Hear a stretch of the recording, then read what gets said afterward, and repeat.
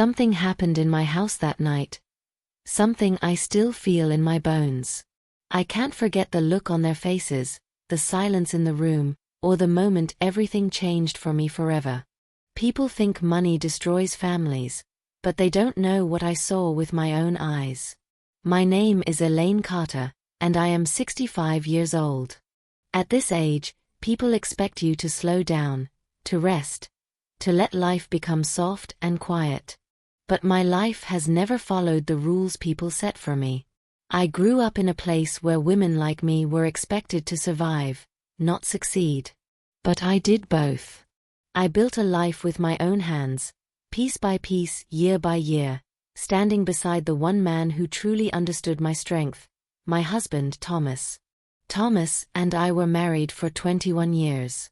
21 long, complicated, beautiful years. People say marriage is a partnership, but ours was a combination of fire and steel. His calm balancing my courage, my planning balancing his patience. Together, we built small dreams into bigger ones. We worked late nights, took risks, argued, forgave, prayed, rebuilt, and rose again. That was our rhythm. So when our 21st wedding anniversary came, I thought it would be like every other year. Quiet dinner, soft music, and the comfort of knowing we survived another season together. But Thomas had other plans. That evening, he wore a blue suit, clean, sharp, the kind he saved for moments that mattered. The house smelled of roasted herbs and warm cornbread. A soft lamp glowed in the living room, and jazz played from the speakers like the heartbeat of an old memory. Thomas walked toward me carrying a brown leather folder. His old business folder, worn at the edges, familiar like an old friend. He placed it on the dining table, his palm resting over it for a moment longer than usual. "Elaine," he said quietly, "open it." I looked at him, confused, but I did as he asked. Inside were documents, thick, official, stamped, undeniable. At first, I couldn't breathe. It was a hotel. A hotel worth $50 million. And every paper inside that folder had my name written on it. "Thomas, what is this?" I whispered. He smiled, soft, steady, full of a kind of certainty that made my chest ache. "It's yours," he said. "A gift for our 21st year." My first instinct was disbelief. My second was fear. "Thomas, this is too much. This is..." He cut me off gently. "No, Elaine. You've earned everything in this folder. This isn't charity. This isn't sympathy. This is recognition." I didn't know what to say. I just stared at the papers, the signatures, the weight of it all. But then he said something that stayed in my mind like a shadow. "This is not only a gift, Elaine. It's a test. And I need to know that you're ready for what's coming." I didn't understand. Not then. Not even as I nodded slowly. Not even when we toasted with sparkling cider and laughed at old memories. But his eyes. His eyes said he already knew something I didn't. Something I wasn't prepared for. That night, after dinner, I stood by the kitchen window, looking out at the quiet street. The world felt calm, almost too calm. Like the silence that comes before a storm. I didn't know it then, but that gift, that hotel, that folder, that signature, was about to shake my entire world. And the people I thought I could trust, the ones I had loved and raised, were about to show me a side of themselves I had never seen before. I was still holding the folder in my hands when the clock struck midnight. I had no idea that this was the last peaceful night I would have for a very long time. The morning after our anniversary felt unusually bright. Sunlight came through the windows like gold dust floating in the air. The kind of light that makes the world look soft, warm, safe. But something inside me felt different. Maybe it was the weight of the hotel documents still sitting on my dining table. Maybe it was the tone in Thomas's voice when he said, "This is a test."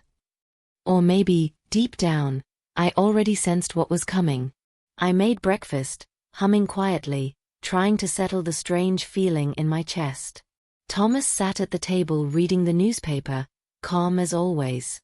He looked up at me once, smiled gently, and said, "You're thinking too much, Elaine." Maybe I was. But sometimes a woman knows. Especially a mother. I didn't have to wait long to understand why. Around noon, the doorbell rang. Not gently. Not politely. But with the kind of force that only comes from someone who believes they already belong inside. When I opened the door, I saw my son, David, standing there. David, my first child. My baby boy. The one I raised through storms and summers. The one I held when he cried, the one I prayed for when he struggled. And standing next to him was his wife, Angela. I wish I could say she smiled warmly, hugged me, or even greeted me with respect. But she didn't. She stepped inside before I even invited them, her eyes scanning the house like she was searching for something she believed she owned. David followed quietly, his face stiff, almost nervous. But Angela? She looked confident. Too confident. "Mom," David said flatly, "we heard some news." Heard news? From where? Who told them? Thomas and I hadn't said a word to anyone about the hotel. My heart dropped. Angela didn't wait for me to answer. She placed her purse on my kitchen counter like it belonged there and folded her arms. "So, the rumors are true," she said with a smile too sharp to be friendly. "You got a $50 million hotel." Rumors? No. Someone told them. Someone close. My eyes met David's, and in that moment, I realized he already knew every single detail. Thomas walked into the room at that exact moment, calm but alert. He said nothing. He just stood behind me, on my side, like a pillar I could lean on without asking. "Mom," David said again, softer this time. "You should have told us. This affects the whole family." Family. That word again. Soon I would learn how cheaply some people use that word. Angela took a step closer, her tone turning sweet, but her eyes stayed cold.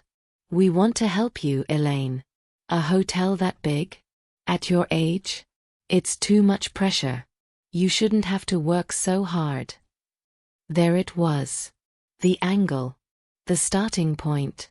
The opening move of a game I never wanted to play. David cleared his throat, pretending to be reasonable. "Yeah, Mom. You should let us handle it. Think of it like a family business. We'll manage everything. You just enjoy your retirement." Retirement? I stared at him. I cooked for him, worked 2 jobs when he was in school, stayed up nights sewing old clothes into new ones just so he wouldn't feel poor. I didn't survive all that to be dismissed like an old woman whose brain had expired. But I didn't say anything yet. I just listened. "We've already made some plans," Angela added. "We know investors. We know people in the market. You can trust us." Trust. Another word people use cheaply. My chest tightened. Thomas stepped forward finally, placing a hand on my shoulder. "We're not discussing this today," he said firmly. "It's too soon." Angela's expression changed instantly, sweetness gone, impatience rising. "Well," she said, "if you're not ready to talk today, we'll come back tomorrow. This hotel affects the whole family. We have a right to be involved." A right. A right to what? Something they didn't earn? Something they didn't even help build? But again, I stayed quiet. As they left, Angela paused at the door, looked at me from head to toe, and smiled in a way that felt like a warning. "We'll talk soon, Elaine," she said slowly. "Real soon." When the door closed, I realized I was shaking. Not from fear, but from a pain only mothers understand. The kind that comes when your own child looks at your life not with love, but with hunger. Thomas wrapped his arm around me and whispered, "I told you it would be a test." And that was the moment I finally understood. This wasn't just a business decision. This wasn't just family tension. This was the beginning of a storm. A storm I didn't know would grow so dark, so fast, so destructive, that it would end with police at my doorstep. But that comes later. For now, this was only the first crack in the wall. For the next few days, I tried to pretend everything was normal. I cooked breakfast like always. I watered the plants on the porch. I folded laundry with the same slow care I'd used my whole life. But no matter what I did, there was a strange heaviness in the air. A feeling like someone had opened a door to trouble, and now the draft was slipping into the walls. And the draft had a name. Angela. 3 days after their first surprise visit, I was in the kitchen preparing lunch when I saw movement through the window. A car pulling up the driveway. Fast. Confident.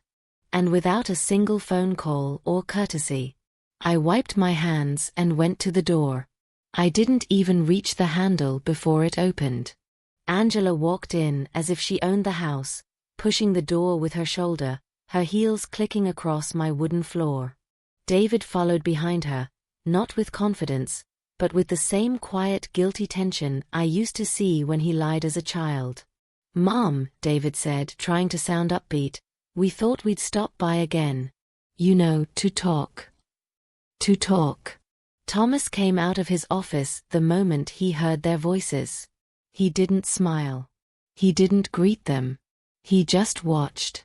Angela dropped her purse on the dining table, opened it, and pulled out a thick notebook. Not a shopping list, not a friendly visit plan, but a business planning notebook. She flipped it open. "We've been thinking," she said. "The hotel needs immediate changes. New management. New financial structure. A new plan for expansion." Expansion? I hadn't even stepped into the hotel yet, and she was already planning its future. "We've been doing research," she continued. "Talking to people. Getting numbers. It's time to act fast." Who asked her to do any of that? When did she decide she had authority? What people was she talking to? Questions spun through my mind. But Angela kept talking like this was already her property. "I even drafted a digital transfer form," she said casually. "If you want, we can move the hotel into all 3 of our names. That way, it's safer." Safer. That word again. Every time she said safer, what she meant was mine. I kept my voice calm. "Angela," I asked gently, "why are you rushing this?" She gave a slow, practiced smile. "Because, Elaine, opportunities don't wait." There it was. The truth hiding behind a smile. David finally spoke. "Mom, you don't understand how business works. You don't have experience with big deals. Angela and I were up all night researching what's best for you." "Best for me?" "No. Best for them." Thomas stepped forward. "Elaine and I can take care of our own decisions," he said. "And the hotel is not up for discussion today." Angela's eyes tightened. Just a flicker, but I saw it. The first real crack in her mask. She shut her notebook harder than necessary and slid it into her purse. "Well," she said, "if you're not ready, we'll give you time. But this isn't something you can handle alone. We'll come back again." And she did. Again. And again. And again. Over the next 2 weeks, they came uninvited at least 7 times. Every time, they brought something new. A financial calculator. A growth projection sheet. Real estate portfolio printouts. Expansion maps. Loan offers. Foreign investor contacts. Who told them about the hotel? Who gave them details? What made them so confident they would soon get the title? One afternoon, I walked into my study and found Angela quietly opening my drawers. She froze when she saw me. Her smile this time wasn't sweet. It was sharp. Calculated. "Oh, I was just looking for a pen," she said. But she was nowhere near the pen drawer. She was near my documents drawer. The drawer where Thomas stored important papers. The drawer where the hotel documents were once kept. I didn't argue. I didn't confront her. I simply closed the drawer myself and held eye contact a second longer than usual. Her smile didn't reach her eyes. Neither did mine. That night, I couldn't sleep. I sat on the edge of my bed, trying to make sense of everything. My own son. The boy I raised with so much love. Sitting in my living room telling me I wasn't capable. My daughter-in-law. Digging through my home as if I was already gone. I wanted to believe they were confused. I wanted to believe they cared. I wanted to believe this wasn't about money. But deep in my heart, a pain was growing. A pain mothers don't want to admit. Maybe the ones I loved the most were the ones preparing to hurt me. Thomas found me awake at 3 a.m., staring out the window. He sat beside me without a word. After a long silence, he said quietly, "Elaine, I think they're hiding something." My fingers froze. "What do you mean?" I whispered. He sighed, heavy and sad. "Because, sweetheart, people only push this hard when they've already started something behind your back." In that moment, I felt it. The truth. The fear. The beginning of something dark. I didn't know the details yet. But I knew this. Whatever David and Angela were doing, it wasn't just greed. It was something bigger. Something illegal. Something dangerous. And soon, I would discover it. Not a whisper at a time, but all at once. Like a door swinging open in the middle of the night. I always believed that the worst pain a mother can feel is watching her children drift away. But I learned something new. There is a deeper pain than distance. It is betrayal. Silent. Careful. Planned behind closed doors. And it begins quietly. Like footsteps on carpet. About 2 weeks after their uninvited visit started, Thomas walked into the living room holding his laptop. His face wasn't angry. It wasn't confused. It was controlled. That scared me more than anger would have. "Elaine," he said, sitting beside me, "there's something you need to see." My heart tightened. "Is it about David and Angela?" He didn't answer. He simply turned the screen toward me. And there it was. An email chain. Dozens of messages. Not from friends. Not from family. But from investors. Foreign investors. And whose name was on top of the emails? Angela Miller. My daughter-in-law. My throat went dry. What is this?" I whispered. Thomas clicked another file. A scanned copy of a document. A legal document. A document with my signature on it. Except, I had never signed it.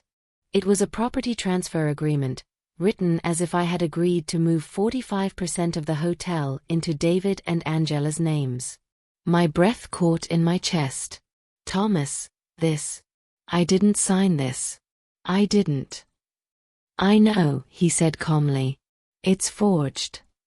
Forged. A word that feels like a knife when it's used against your own child. He opened another file. A draft sale contract. Listing the hotel for $68 million to a buyer in Dubai. The beneficiary account?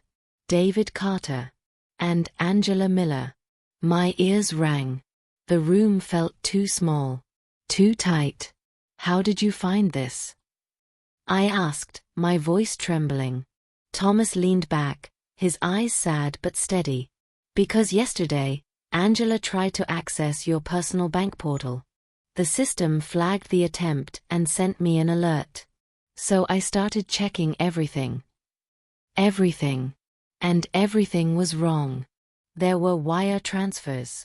Small amounts at first, then larger. $15,000. $22,000. $48,000. $110,000. All moved from one of my old accounts to a secret account in Angela's name. An account she opened 3 months ago.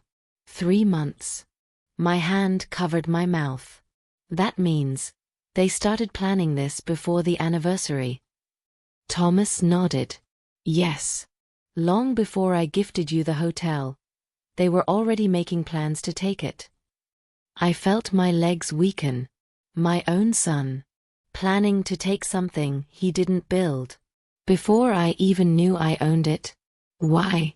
When did money blind him like this? When did his heart grow so hard? How had I missed every sign? I didn't realize I was crying until Thomas gently wiped my cheek. There's more, he said. I froze. No. Thomas, please. Not more. I can't. He opened one last file. I recognized it instantly. My social security number. My birth certificate copy. My tax details. All attached inside a folder labeled Identity Use Authorization, Pending Signature. I stepped back. As if the laptop could burn me. This wasn't simple greed. This wasn't a misunderstanding. This wasn't pressure, or ambition, or desperation. This was identity theft. Federal fraud. Forgery. Elder financial abuse. My son. My own son. And the woman he married. For a long moment, I couldn't speak. My voice finally broke through the silence. Small, fragile, broken.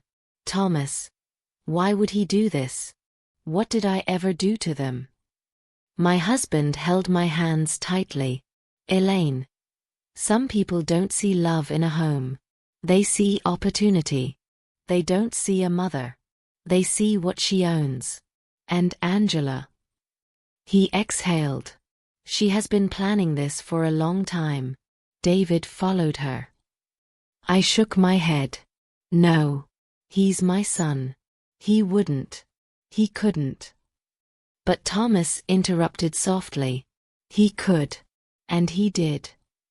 That night, I sat alone in the dark, staring at the documents Thomas had printed. The forged signature. The draft sale papers. The hidden bank transfers. The stolen personal information.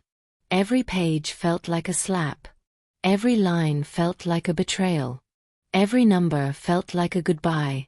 I pressed a hand to my chest, trying to calm the storm inside me. The child I raised. The child I protected. Had taken my heart in his hands and crushed it for money. But pain has a way of sharpening something inside you. A decision. A boundary. A strength you didn't know you still had. By the time the sun rose, I wasn't crying anymore. I wasn't confused anymore. I wasn't weak anymore. I knew exactly what needed to happen next. And Thomas did, too. He placed 2 folders on the kitchen table that morning. One labeled Evidence. The other labeled Plan. I looked at him, confused. What is this? He gave a slow, steady nod. Tonight, Elaine. We invite them to dinner. A chill ran down my spine. A dinner. A trap. A truth waiting to be revealed. A night they would never forget. And the night that would change everything for me. Forever. Thomas spent the entire morning making phone calls. Quiet, controlled, careful. He didn't raise his voice once. He didn't explain anything to me until every call was complete. But I could tell. From the way his shoulders never loosened. From the way he double-checked every email. From the way he sealed each document inside a silver folder. Something big was coming. Something final. When he finally sat across from me, the house was silent. Not peaceful. But heavy. Elaine, he said softly, it's time. For what? He slid the invitation card toward me. A simple white card. Plain. Calm. Deceivingly gentle. Dinner at our home tonight. 7 p.m. We need to discuss the transition properly. Thomas and Elaine. The word transition stood out like a warning bell. It looked like a polite dinner invitation. But it wasn't. It was bait. A mirror. A stage. And I realized Thomas wasn't preparing for a conversation. He was preparing for a confrontation. I stared at him, confused, afraid, unsure. Thomas, what are we doing? Are we really facing them tonight? He nodded. Yes. His voice was steady, not cold, not angry, just certain. They think they're ahead of us. They think we don't know anything. Let them come with confidence. That's when truth hits the hardest. I swallowed hard. Are you sure we're ready? He placed his hand over mine. We have the evidence. We have the law. We have the truth. What they have is greed. And greed always destroys itself.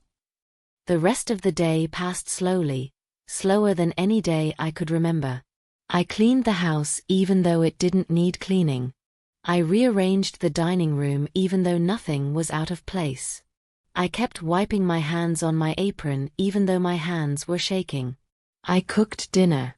Roasted chicken with herbs, garlic mashed potatoes, warm rolls from scratch. I wanted everything perfect. Not for them.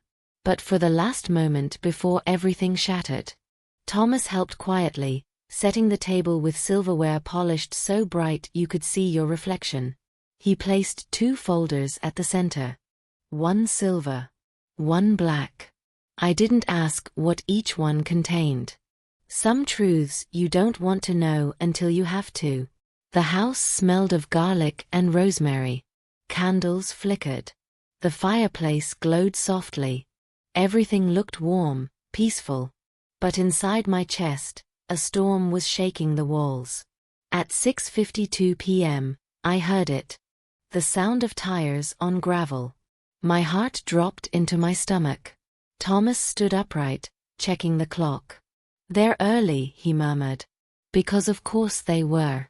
People who want to take something never wait until the right time. They make their own time. A moment later, the front door opened without a knock. Angela stepped inside first. Dressed in a tight red dress. Red like a warning.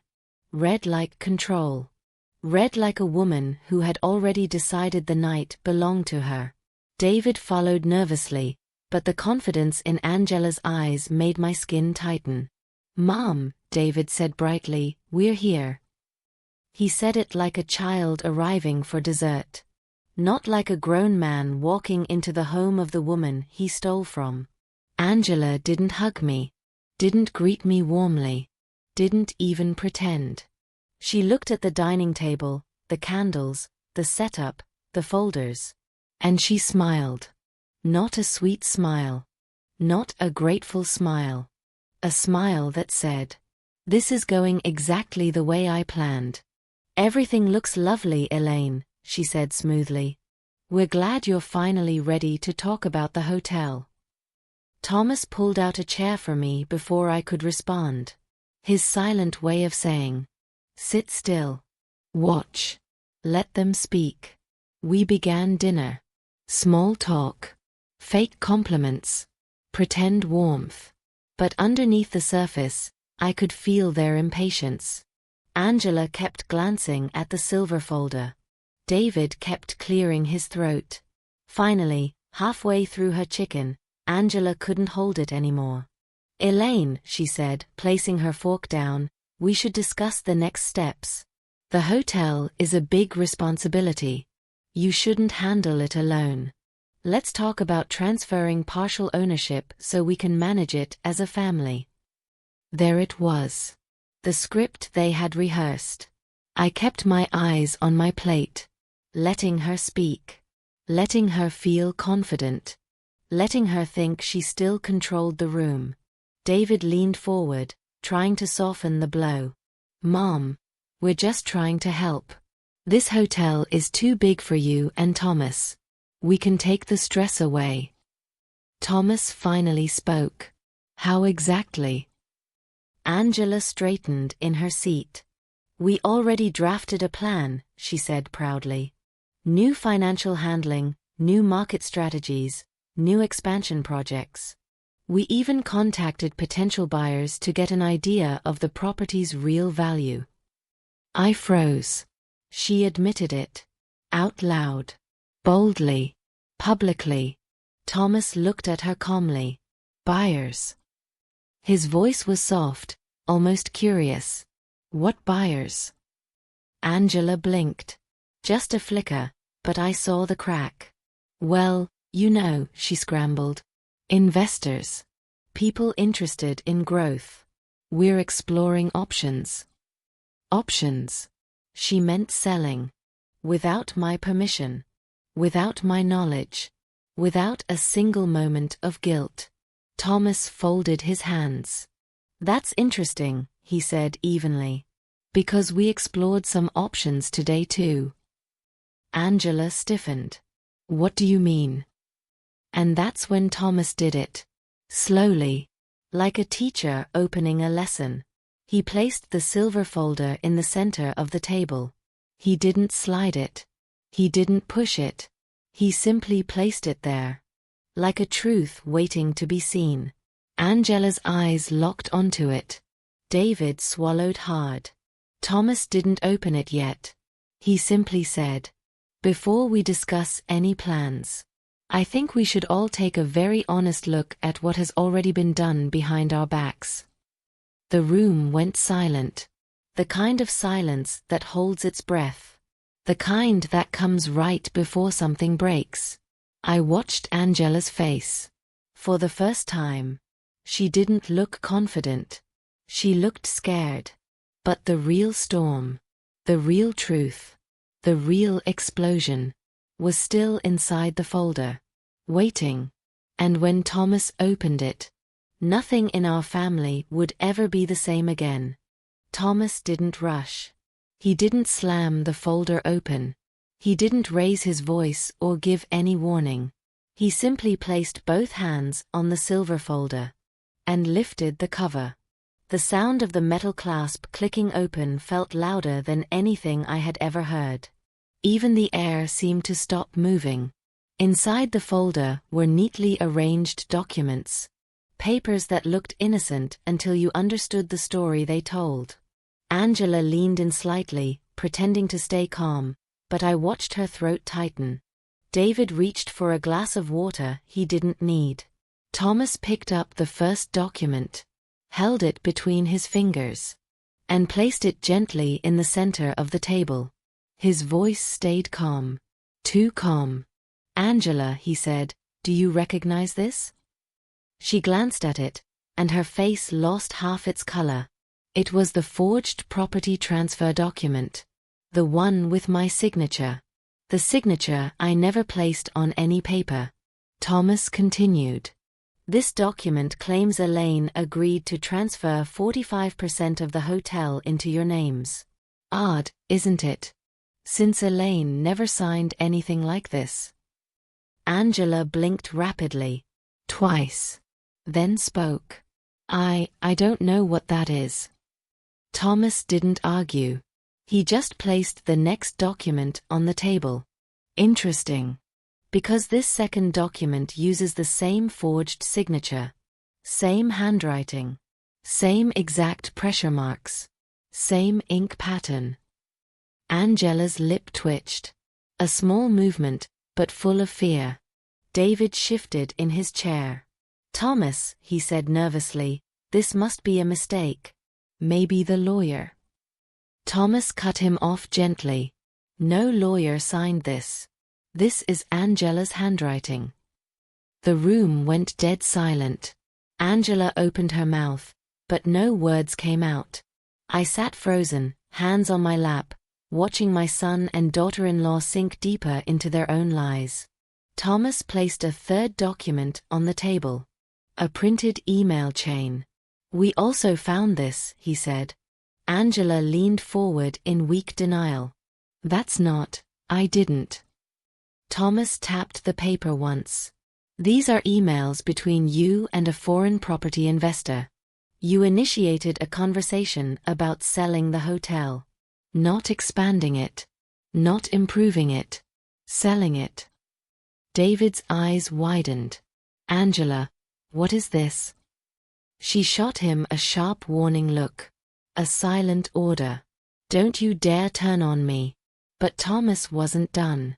He pulled out the bank transfer sheet. Highlighted in yellow. "This," he said, "shows multiple unauthorized withdrawals from Elaine's personal accounts. Funds moved gradually into another account. An account opened under Angela's name." I felt my stomach twist. Angela's hands trembled. Just once. Before she clenched them into fists under the table. She tried to laugh, but the sound was thin cracking. "That's absurd. I don't even know." Thomas calmly placed the last document on the table. "And this one ended every lie." It was a printed screenshot of the identity authorization form. Containing my social security number, my birth certificate copy, and my signature, again forged, authorizing Angela to manage my personal and financial affairs. My lungs felt tight. "My God," David whispered, staring at it. "Angela, you used her, you used Mom's identity?" Angela snapped.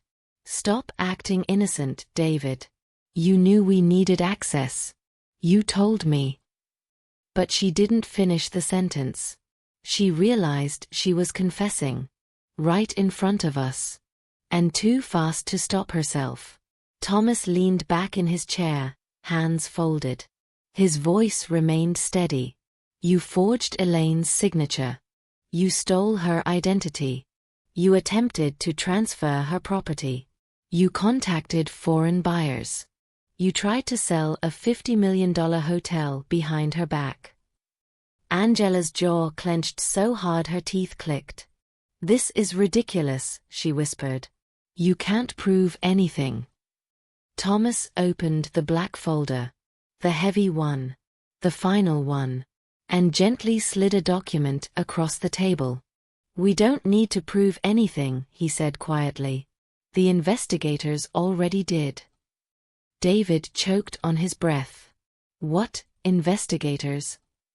And then it happened. The moment every mask in the room tore apart. Thomas said.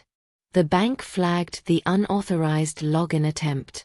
The federal identity system flagged the Social Security misuse. The investor you contacted reported the suspicious transaction. So yes, we called investigators. And they verified everything. Angela went completely still. No blinking. No movement. A statue carved out of panic. Then, finally, she exploded. "You set us up," she screamed. Her voice cracked, wild, feral. "You tricked us. You waited." Thomas interrupted gently. "No, Angela. You did this. We just watched. And gathered the truth." David ran a shaking hand through his hair. "Dad. Mom. I didn't know. But this time, I found my voice. A voice I didn't know I still had. A voice that came from a place deeper than anger. Deeper than betrayal. David," I said softly. "You knew. You may not have written the emails. But you let her. You let her use my information. You let her take my money. You let her plan the sale of something you didn't earn." His eyes filled with tears. But guilt, not innocence. Angela slammed her fist on the table. "Fine," she shouted. "Fine. We did it. Because somebody in this family should use their brains. You're old, Elaine. You were going to ruin that hotel anyway. I felt something break inside me. Something maternal. Something human. Something final. Thomas spoke one last time. Quiet, firm, unshakable. Angela. David. You will not walk out of this house with lies. And you will not walk out with Elaine's property. Because. He looked toward the doorway. You're not walking out at all. The room froze. Every heartbeat stopped. And then. A sharp knock on the front door. Once. Twice. 3 times. Heavy. Purposeful. Official. Angela's eyes widened. David's breath caught. My hands went cold. Thomas didn't look surprised. Neither did I. Not anymore. I believe, Thomas said, rising from his chair. That's the police. The knocking grew louder.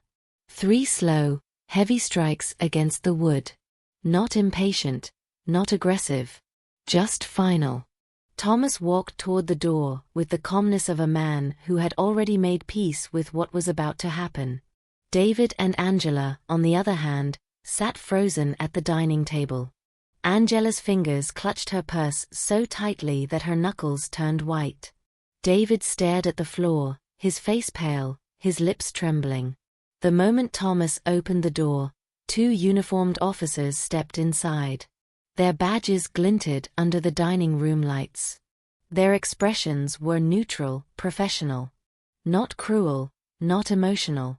Just ready to perform the duty assigned to them. Mr. Carter? One officer asked. Thomas nodded. They're in the dining room. Angela stood up instantly, her voice shrill. What is this? Why are the police here? This is a private home. You can't just walk in like this. The older officer turned to her, calm but firm. Ma'am, we have a warrant issued under federal financial investigation. We're here for David Carter and Angela Miller. David's chair scraped loudly as he stood. Wait, officer, there must be a mistake. This is my parents' house. The officer cut him off. That may be true, sir. But the charges are serious. Angela's breathing turned rapid, shallow. What charges? What charges? The officer pulled out a folded document. Forgery. Identity theft. Elder financial exploitation. Attempted asset theft. Federal fraud. And conspiracy. Each word hit the air like a hammer. Angela shook her head violently. No, this is ridiculous. They set us up.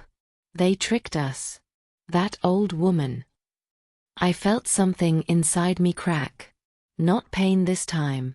Dignity. A piece of strength rising after being pushed down for too long. I stood, slowly, but without shaking. I'm not an old woman to be tricked, I said quietly. I'm a mother you tried to destroy. And you did it using my own name. Angela's mouth opened, but no sound came out. For the first time. She looked powerless. The second officer turned to her. Ma'am, place your hands behind your back. No.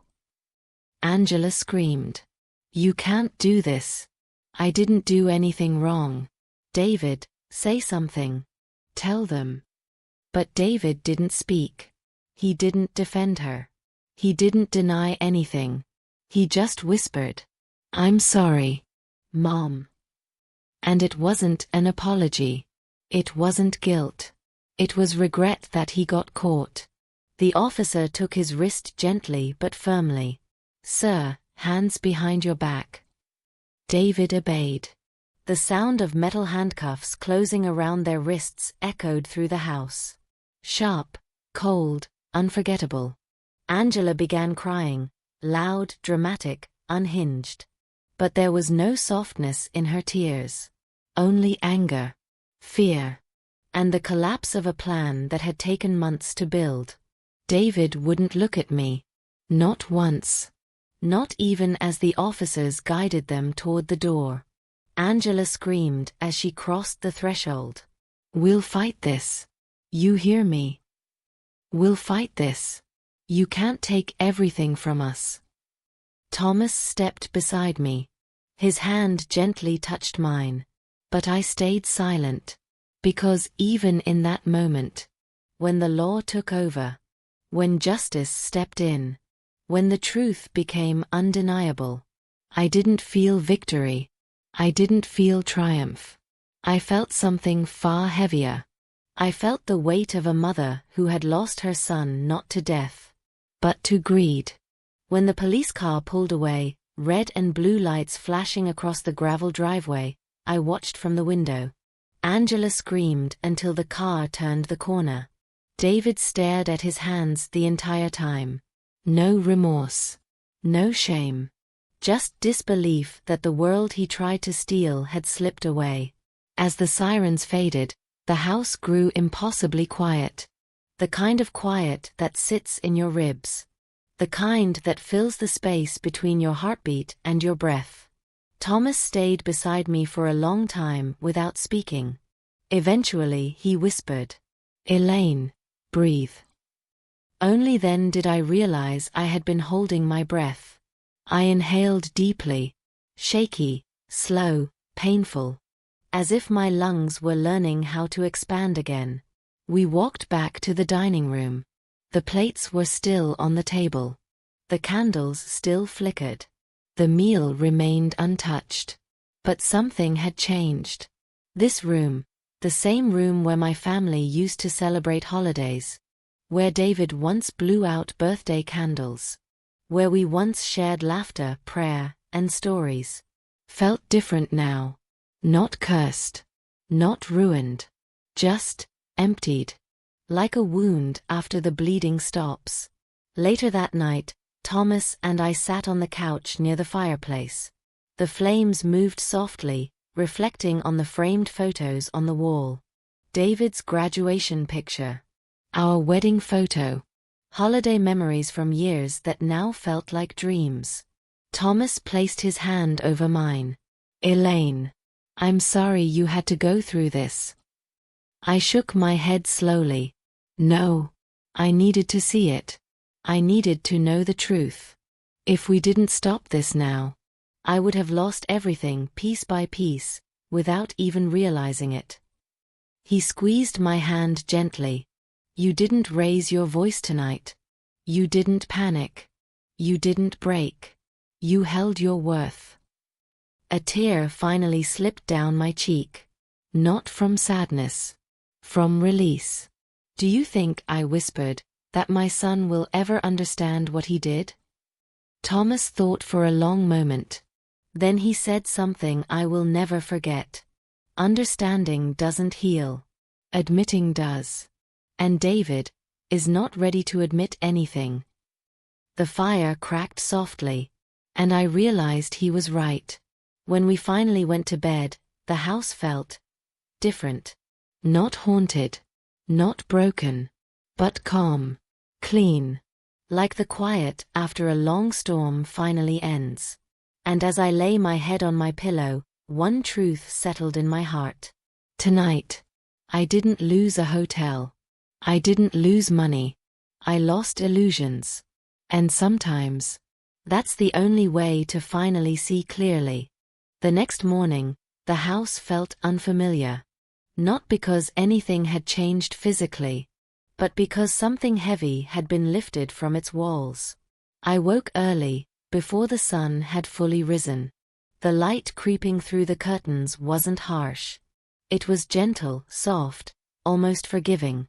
For the first time in weeks, I didn't wake up with a knot in my stomach. I didn't feel the weight of suspicion sitting on my chest. I didn't brace myself for the sound of Angela's heels, or David's forced, rehearsed voice pretending to care. The house was quiet. Not silent like fear, but quiet like peace. I walked downstairs, and the smell of brewed coffee filled the air. Thomas was in the kitchen, leaning against the counter, holding 2 mugs. He smiled when he saw me. A real smile, not the strained ones we had been wearing lately. "Morning, Elaine," he said softly. "You slept."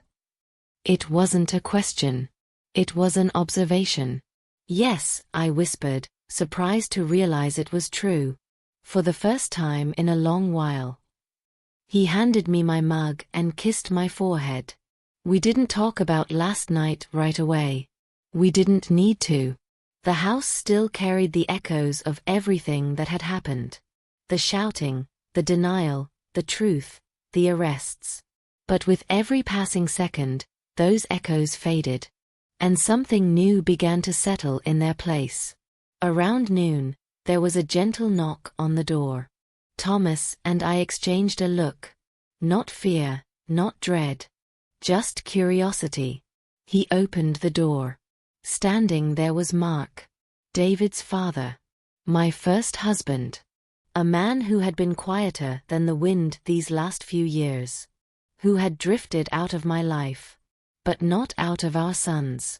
He walked in slowly, hat in his hands. Eyes full of something I had never seen on him before. Not anger. Not disappointment. But grief. He looked around the house, then at me. "I heard what happened," he said quietly. "I came as soon as I could." I nodded, unsure of what to say. He stepped closer. "Elaine. I'm sorry," he said. "I know that doesn't fix anything. But I am. I truly am." Something in me softened. Because he wasn't apologizing for David. He was apologizing for being absent. For not seeing the signs. For not helping me carry the weight of a child we both raised. He placed a hand on my shoulder. "You did the right thing," he said. "You saved yourself. And you saved whatever part of David is still good. Because if you hadn't stopped him now, he would have gone even further." Tears filled my eyes. Not because I was weak, but because hearing those words from someone who had once broken me felt like something closing, something healing. He stayed only a few minutes before leaving quietly, but the silence he left behind was warm, not heavy. The next few weeks moved slowly. The investigation continued. The lawyer handled every detail.